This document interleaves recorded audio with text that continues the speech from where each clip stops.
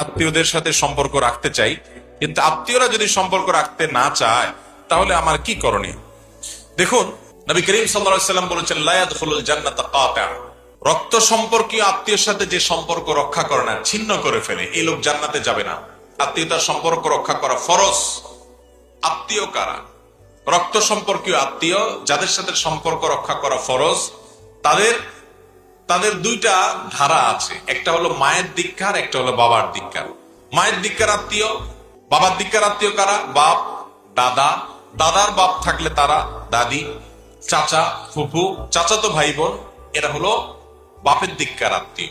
আবার মায়ের দিককার আত্মীয় হলো মা, নানা নানি, মামা, খালা, এরা হলো মায়ের দিককার আত্মীয়। ভাই বোন তো অনেক কাছের আত্মীয়, সন্তান তো বটেই, মা বাপ তো আছেই। এই মানুষগুলোর সাথে সুসম্পর্ক বজায় রাখা ফরজ।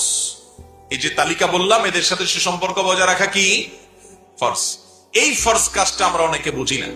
দেখা যায় অনেকে ফুফুর সাথে মাসকে মাস হয় যোগাযোগ নেই, চাচার খোঁজ খবর নেয় না, মাসকে মাস হয়ে গেছে, দেখা সাক্ষাৎ হয়তো সালামও হয় না, অথচ তাদের সাথে সুসম্পর্ক রক্ষা করা ফরজ। এই ফরজটা আমরা অনেকে অবহেলা করি।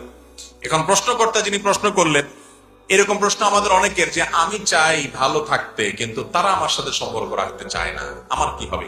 ঠিক একই প্রশ্ন এক ব্যক্তি আমাদের প্রিয় নবী সাল্লাল্লাহু আলাইহি ওয়াসাল্লাম করেছেন।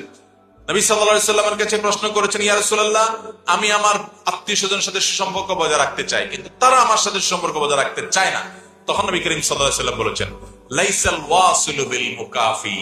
তোমার আত্মীয় তোমার সাথে সম্পর্ক রাখতে চায়, তুমিও চাও, এর নাম আত্মীয়তার সম্পর্ক রক্ষা করা নয়। এটা তো যে কেউ করে, যে সে ভালো আমিও ভালো, সে আমার বাচ্চাকে একটা জামা দিল, আমি তার বাচ্চাকে একটা জামা দিলাম, সে আমাকে একবেলা দাওয়াত করে খাওয়ালো, আমি তাকে একবেলা দাওয়াত করে খাওয়ালাম। এটা তো যে কেউ করবে। আত্মীয়তার সম্পর্কের রক্ষাকারী সে, যার আত্মীয় তাকে ইগনোর করে, তার সাথে মিশার ব্যাপারে আগ্রহ দেখায় না, কিন্তু সে নিজে থেকে আগ্রহ করে, সে মোহাব্বত করে, সে ভালোবাসা দেখায়, সে একটু তরকারি পাঠায়, সে একটু উপকার করার চেষ্টা করে, সে একটু খোঁজ খবর নেয়, সে একটু দোয়া করে। এটা হলো আত্মীয়তার সম্পর্ক রক্ষাকারী। অর্থাৎ আপনি যার সাথে আত্মীয়তা রক্ষা করতে চাচ্ছেন, তিনি রক্ষা করতে না চাইলেও আপনি আন্তরিক হবেন, এর জন্য আল্লাহ আপনাকে আজর দিবে। হ্যাঁ,